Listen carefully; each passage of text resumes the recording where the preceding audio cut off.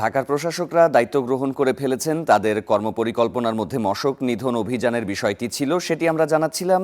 এবার একটু গাজীপুর সিটি প্রশাসকের কি দায়িত্ব, তিনি কি পালন করবেন সে বিষয়ে আমরা জানবো। শওকত হোসেন সরকার সেখানকার প্রশাসক হিসেবে নিয়োগ পেয়েছেন। সহকর্মী হোসাইন আলী বাবু আরও বিস্তারিত জানাবেন। বাবু, নতুন প্রশাসক আসলে দায়িত্ব নেয়ার পরে কোন কোন বিষয়গুলোকে মূলত বেশি প্রাধান্য দিতে চান? ঢাকাতে আমরা যে বিষয়টি দেখলাম যে মশক নিধনে একটি বিশেষ পরিকল্পনা নেওয়া হয়েছে, তো সেখানে আসলে গাজীপুরে কি কি পরিকল্পনা নিয়ে তিনি মাঠে নামবেন, কি জানতে পারলেন? শাফাত, সকাল ৯টা ৪০ মিনিটে কিন্তু গাজীপুর সিটি কর্পোরেশনের যিনি প্রশাসক হিসেবে নতুন দায়িত্ব নিয়েছেন শওকত হোসেন সরকার, তিনি কিন্তু এখানে এসে তার দায়িত্ব গ্রহণ করেছেন। এর মধ্যেই কিন্তু তিনি যে সিটি কর্পোরেশনের যিনি কর্মকর্তা কর্মচারী রয়েছেন তাদের সাথে আসলে মত বিনিময় করছেন সিটি কর্পোরেশনের হল রুমে। সেখানে আমরা আসলে গণমাধ্যম কর্মীকে এলাও করিনি। তারপরেও আমরা যতটুকু জানতে পেরেছি, তিনি যেটা জানিয়েছেন যে আসলে গাজীপুরের সবচেয়ে বড় দুর্ভোগ হচ্ছে গাজীপুরের রেল ক্রসিং, যেখানে হচ্ছে মানুষের প্রায় ৩ ঘন্টা ৪ ঘন্টা অপেক্ষা করতে হয়, মানুষের অপেক্ষা করে আসলে তার গন্তব্যে যেতে হয়।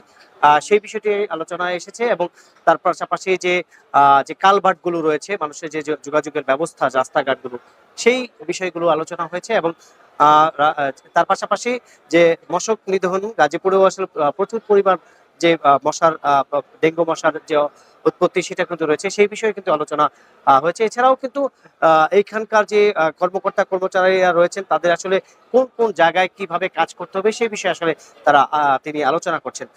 ভিতরে হলরুমে আসলে এই সিটি কর্পোরেশনে যারা রয়েছেন তাদের সাথে আসলে আলোচনা চলছে। তারপর আসলে গণমাধ্যম কর্মীদের সাথে কথা বলবেন। তারপরে আসলে আর আমরা বিস্তারিত জানতে পারবো আসলে উনি আরো কি কি বিষয় নিয়ে কাজ করবেন। তার পাশাপাশি যদি বলি, উনি গাজীপুর মহানগর বিএনপির সভাপতি, তার সাথে উনি কাশিমপুর ইউনিয়ন পরিষদের দীর্ঘদিন ইউনিয়ন পরিষদের চেয়ারম্যান ছিলেন। সেই ক্ষেত্রে আসলে যে স্থানীয় সরকার মন্ত্রণালয়ের সাথে তার একটা ভালো কাজের অভিজ্ঞতা রয়েছে। সেই অভিজ্ঞতার আলোকেই আসলে তিনি এই গাজীপুর সিটি কর্পোরেশনকে নতুন আঙ্গিকে আসলে সাজাবেন।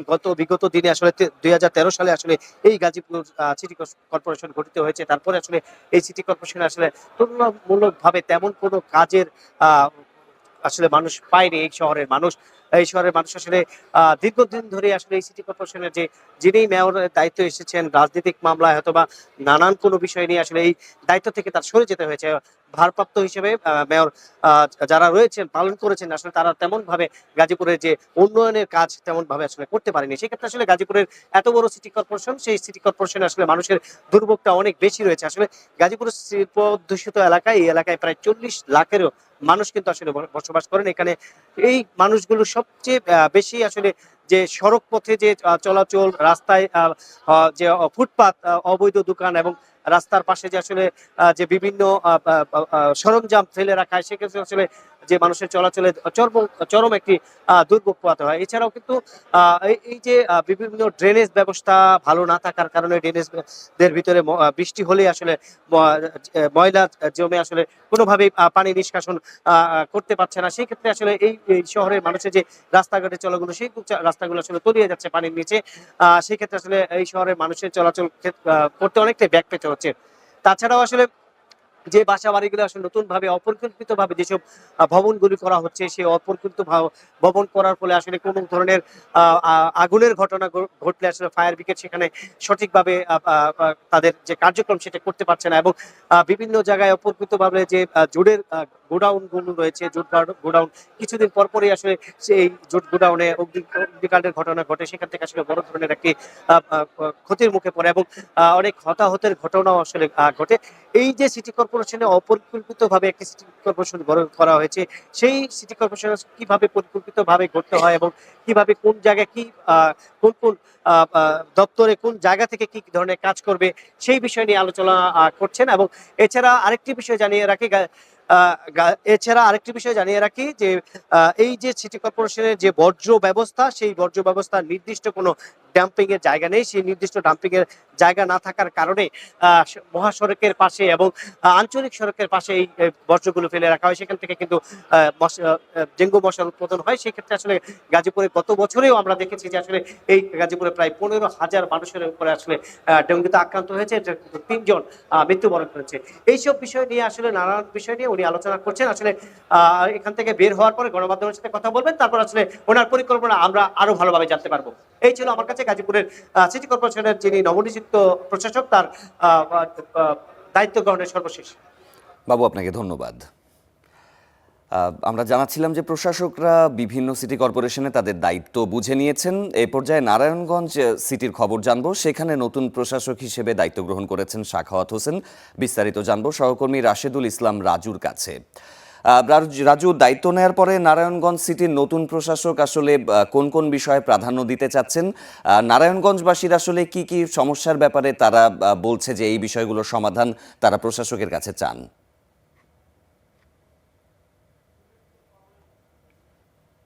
সাফাত, ধন্যবাদ আপনাকে। মূলত আজ সকাল 10টার দিকে আনুষ্ঠানিকভাবে দায়িত্ব গ্রহণ করেছেন নারায়ণগঞ্জ সিটি কর্পোরেশনের প্রশাসক এবং মহানগর বিএনপির বর্তমান আহ্বায়ক অ্যাডভোকেট সাখাত হোসেন খান।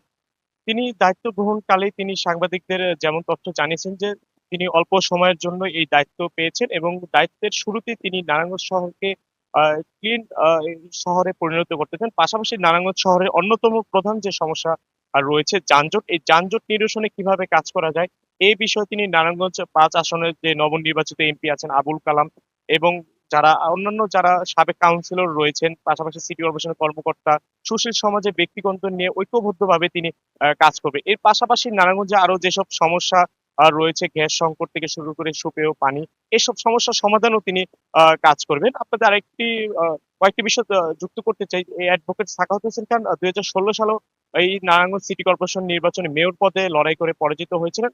পাশাপাশি তিনি যে 7 খুন মামলা যে আলোচিত ঘটনা, এই মামলার আইনজীবী হিসেবে তিনি ব্যাপক পরিচিতি পেয়েছিলেন। এদিকে তিনি দায়িত্ব পাওয়ার পর থেকেই বিএনপির যেসব নেতাকর্মী রয়েছেন তারা এই নগর ভবনে এসে তাকে ফুলেল শুভেচ্ছা জানাচ্ছেন। পাশাপাশি যে কোনো কাজে তার পাশে থাকার আশা ব্যক্ত করছেন। এদিকে নারায়ণগঞ্জ সিটি কর্পোরেশন প্রশাসক দায়িত্ব পালন পাওয়ার পর থেকেই অ্যাডভোকেট সাখাওয়াত হোসেন খানের কাছ থেকে নগরবাসী নানা ধরনের প্রত্যাশা আহ, করছেন। এর পাশাপাশি বলা চলে যে নারায়ণগঞ্জবাসীর আশা যে তার হাত ধরে নারায়ণগঞ্জে একটি আমূল পরিবর্তন ঘটবে। এদিকে সাখাওয়াত হোসেন খান আমাদের আরেকটি গুরুত্বপূর্ণ তথ্য দিয়েছেন যে তিনি আপাতত তিনি 2 মাসের একটি পরিকল্পনা হাতে নিয়েছেন। এই 2 মাসের মধ্যে তিনি নারায়ণগঞ্জে একটি পরিবর্তন তিনি আনতে চান। পাশাপাশি তিনি বিএনপির যে চেয়ারম্যান রয়েছেন তারেক রহমান, বর্তমান প্রধানমন্ত্রী, তার প্রতি তিনি কৃতজ্ঞতা প্রকাশ করেছেন। তিনি যেমনটা বলেছেন যে তার প্রতি আস্থা রেখে তাকে যে গুরুদায়িত্ব দেওয়া হয়েছে তিনি আস্থার প্রতিফলন তিনি ঘটাবেন। পাশাপাশি তিনি যতদিন নারায়ণগঞ্জ জেলা সিটি কর্পোরেশনের যতদিন প্রশাসকের দায়িত্ব রয়েছেন এই দায়িত্ব তিনি যথাযথভাবে পালন করে যাবেন। পাশাপাশি তিনি আজ যখন তিনি দায়িত্ব গ্রহণ করেন তখন তার সাথেই নারায়ণগঞ্জ 5 আসনের যে নবনির্বাচিত এমপি আবুল কালাম তিনি উপস্থিত ছিলেন। পাশাপাশি নারায়ণগঞ্জ সিটি কর্পোরেশনের সাবেক যেসব কাউন্সিলর রয়েছে অধিকাংশ কাউন্সিলরই উপস্থিত ছিলেন। তিনি আজ দায়িত্ব গ্রহণের পরই তিনি সকাল মানে কিছুক্ষণ পূর্বে তিনি নারায়ণগঞ্জ সিটি কর্পোরেশনের কর্মরত যারা কর্মকর্তা কর্মচারী রয়েছে তাদের সঙ্গে তিনি এক বৈঠক করছেন। বৈঠকে তিনি পরবর্তীতে কিভাবে কাজ করবেন নারায়ণগঞ্জ নিয়ে, তারপর নারায়ণগঞ্জে যেসব সমস্যা রয়েছে এসব সমাধান কিভাবে দ্রুত করা যায় এসব বিষয়ে তিনি বৈঠক করছেন। পাশাপাশি তিনি যে পরিকল্পনা হাতে নিয়েছেন এর বাস্তবায়ন তিনি দ্রুত ঘটাবেন এই বিষয়ে তিনি নারায়ণগঞ্জবাসীর তিনি সহযোগিতা চেয়েছেন। এদিকে দায়িত্ব আপনার নারায়ণগঞ্জ সিটি কর্পোরেশন সম্পর্কে যদি বলতে হয় 2011 সালে নারায়ণগঞ্জ সিটি কর্পোরেশন গঠিত হয়। এরপর থেকেই নারায়ণগঞ্জ সিটি কর্পোরেশন টানা 3বার মেয়র নির্বাচিত হন আওয়ামী লীগের নেত্রী ডাক্তার সেলিনা হেতা আইভী। তবে গত 5ই আগস্টের পর ছাত্র জনতার গণ অভ্যুত্থানের পর সারা দেশের মতো নারায়ণগঞ্জ সিটি কর্পোরেশনের মেয়র পদ অপসারণ করা হয়। এরপর সচিব AHM কামরুজ্জামানকে দায়িত্ব দেওয়া হয়। পরবর্তীতে আবু নসর এই দায়িত্ব পালন করে। সবশেষ মহানগর বিএনপির আহ্বায়ক অ্যাডভোকেট সাখাওয়াত হোসেন খানকে এই দায়িত্ব দেওয়া হয়। তিনি আজ আনুষ্ঠানিকভাবে এই দায়িত্ব গ্রহণ করেছেন। এর সঙ্গে আরেকটু বিষয় যুক্ত করতে চাই। গতকাল স্থানীয় মন্ত্রণালয়ের মন্ত্রী মির্জা ফখরুল ইসলামের সঙ্গে যে তিনি সহ যে আরো 6 সিটি কর্পোরেশনের প্রশাসক রয়েছেন তারা দেখা করেন। সাক্ষাতে তারা প্রয়োজনীয় দিক নির্দেশনা দেন। পাশাপাশি তারা স্বরাষ্ট্রমন্ত্রী এর সঙ্গেও দেখা করেন। তারাও আর কি বিভিন্ন দিক নির্দেশনা দেন কিভাবে তারা এই সিটি কর্পোরেশন তার জন্য কাজ করবেন, কিভাবে ভালোভাবে কাজ করা যায়। এদিকে নারায়ণগঞ্জ সিটি কর্পোরেশন যিনি প্রশাসকের দায়িত্ব পেয়েছেন, তিনি আজ আরেকটি বিষয় আমাদের জানিয়েছেন যে দায়িত্ব এতদিন মূলত প্রশাসনিক লোক এই দায়িত্বে ছিল এবং আজ থেকে আসলে রাজনৈতিক লোক দায়িত্ব পাওয়ার কারণে জনগণের সাথে তাদের সম্পর্ক আরো বৃদ্ধি পাবে, যে কোনো সমস্যা সমাধান আরো দ্রুত হবে। এছাড়া নারায়ণগঞ্জ সিটি কর্পোরেশনের যে কার্যক্রম এটি আরো গতিশীল হবে, তিনি এমনটাই মনে করছেন। পাশাপাশি তিনি আরেকটি বিষয় তিনি যুক্ত করেছেন, তিনি মহানগর বিএনপির রাজনীতির সঙ্গে তিনি যুক্ত থাকলেও তিনি আসলে দলমত নির্বিশেষে সবার ঊর্ধ্বে উঠে তিনি মূলত সবাইকে নিয়ে কাজ করবেন। পাশাপাশি নারায়ণগঞ্জ সিটি কর্পোরেশনের আগের যারা কাউন্সিলর রয়েছেন তিনি সবাইকে তিনি সিটি কর্পোরেশনে কিভাবে কাজ করা যায়, নারায়ণগঞ্জবাসীর উন্নয়নে কিভাবে কাজ করা যায় এই বিষয়ে তিনি কাজ করবেন। এই বিষয়ে আসলে মূলত তিনি সব শ্রেণী পেশার মানুষের আসলে তিনি সহযোগিতা কামনা করেছেন। এদিকে আজ আনুষ্ঠানিক গত দুদিন আগে মূলত একটি প্রজ্ঞাপন জারি হয়। প্রজ্ঞাপনে মূলত অ্যাডভোকেট সাখাওয়াত হোসেন খানকে নারায়ণগঞ্জ সিটি কর্পোরেশন প্রশাসকের দায়িত্ব পালন করা হয়। ওই প্রজ্ঞাপনে স্পষ্টভাবে বলা হয় যতদিন পর্যন্ত নারায়ণগঞ্জ সিটি কর্পোরেশনের নির্বাচন অনুষ্ঠিত না হবে ততদিন পর্যন্ত তিনি এই দায়িত্ব পালন করে যাবেন। এর আগেও যদিও তিনি একাধিকবার নারায়ণগঞ্জ সিটি কর্পোরেশনের মেয়র পদে লড়াই করেছিলেন, তবে কোনোবারই তিনি বিজয়ী আসলে হতে পারেননি। এমনকি তিনি দীর্ঘদিন ধরেই নারায়ণগঞ্জ মহানগর বিএনপি তিনি দায়িত্ব তিনি পালন করে যাচ্ছেন। পাশাপাশি তার জন্মস্থান মুন্সিগঞ্জ হলো বিগত সময়ে আন্দোলন সংগ্রামে তার একটি গুরুত্বপূর্ণ ভূমিকা ছিল। এই আন্দোলন সংগ্রামের আসলে যে তিনি একজন ত্যাগী নেতা, এই মূল্যায়ন হিসেবেই তাকে এই দায়িত্ব দেওয়া হয়েছে এমনটাই তিনি আসলে মনে করছেন। এদিকে নগরবাসী থেকে শুরু করে আমরা একাধিক স্থানীয় যারা রয়েছেন নারায়ণগঞ্জে তাদের সঙ্গে কথা হয়েছে। তিনি আমাদের যেমনটা জানিয়েছেন যে তারা যে নারায়ণগঞ্জ আসলে দীর্ঘদিন ধরে সিটি কর্পোরেশন হলেও এখনো পর্যন্ত আসলে নানা সমস্যা রয়েছে, আসলে যানজট, হকার সমস্যা, মশার উপদ্রব, পয় নিষ্কাশন, অনুমোদনবিহীন যানবাহন চলাচল, এই পাশাপাশি অটোরিকশার যে মাত্রাতিরিক্তের বেড়ে গেছে, এই সমস্যার সমাধানে তিনি গুরুত্বপূর্ণ ভূমিকা পালন করবেন। এই ছিল মূলত নারায়ণগঞ্জ থেকে আমার কাছে সবশেষ তথ্য। রাজু, আপনাকে ধন্যবাদ। সিলেট সিটি কর্পোরেশনেরও নতুন প্রশাসক নিযুক্ত হয়েছেন, তিনি আজ থেকে দায়িত্ব পালন করবেন। সিলেটে আসলে প্রশাসকের দায়িত্ব নিয়ে কি কি তথ্য রয়েছে সেই ব্যাপারে আমাদের সহকর্মী ইয়াহিয়া মারুফ রয়েছেন, তিনি এই মুহূর্তে আমাদের সাথে যোগ দিচ্ছেন। মারুফ, সিলেটে সিটি কর্পোরেশনে যিনি প্রশাসক হিসেবে দায়িত্ব পালন করেছেন তিনি কখন থেকে তার কাজকর্ম শুরু করবেন? সিলেটবাসীর আসলে নতুন মেয়র না আসা পর্যন্ত প্রশাসকের কাছে কি কি প্রত্যাশা আছে?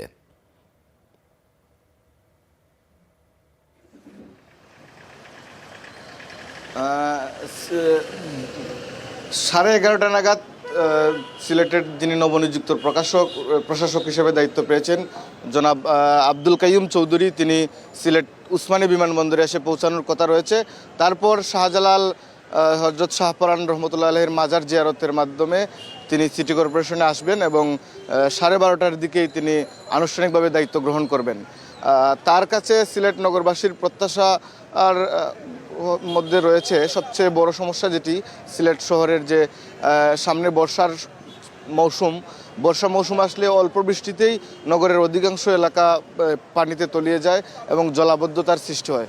সেটা হচ্ছে সিলেট নগরবাসীর সবচেয়ে বড় ভোগান্তির কারণ। সেই ভোগান্তি থেকে মুক্তি চান। আর আরও যে বিষয়গুলো রয়েছে তার মধ্যে আছে মশার উপদ্রব এবং রাস্তাঘাটের যে সমস্যা, রাস্তাঘাট ভাঙাচোরা, রাস্তাঘাটের যে দুর্ভোগ রয়েছে সেগুলো থেকে মুক্তি চান। বিশুদ্ধ পানির সংকট রয়েছে সিলেট নগরে, সেই সংকট থেকে মুক্তি চান। সিলেটের আপনাকে আরেকটি বিষয় বলি, সিলেট কিন্তু সিটি কর্পোরেশন কিন্তু 27টি ওয়ার্ডে ছিল। তো গত সরকারের সময়ে এই সিটি কর্পোরেশনের সীমানা বর্ধিত করে এটাকে 42টি ওয়ার্ডে উন্নীতকরণ করা হয়েছে। তো যে এলাকাগুলোকে নতুন অন্তর্ভুক্ত করা হয়েছে সিটি কর্পোরেশনে, সেই এলাকাগুলোতে কিন্তু সিটি কর্পোরেশনের সেবা বলতে তেমন কিছুই নাই, শুধু নামে মাত্র সিটি কর্পোরেশনের মধ্যে তাদেরকে নিয়ে আসা হয়েছে। তো সেই এলাকায় এবং পুরনো সিটি কর্পোরেশনের ওয়ার্ডগুলোর সাথে সেই এলাকার সেবার মানকে সমান করা এবং সব ধরনের সেবা সেই সব এলাকায় পৌঁছানো হচ্ছে সবচেয়ে বড় চ্যালেঞ্জ।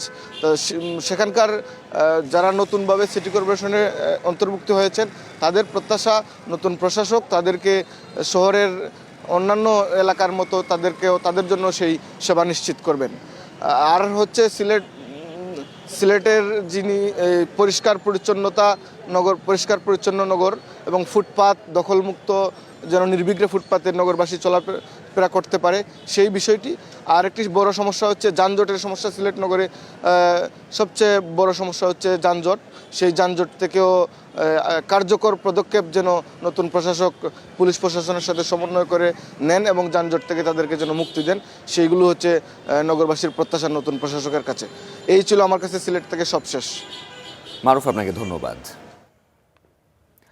প্রশাসকদের দায়িত্বের কথা বিভিন্ন সিটি কর্পোরেশনের গুলো জানাচ্ছিলেন আমাদের সহকর্মীরা।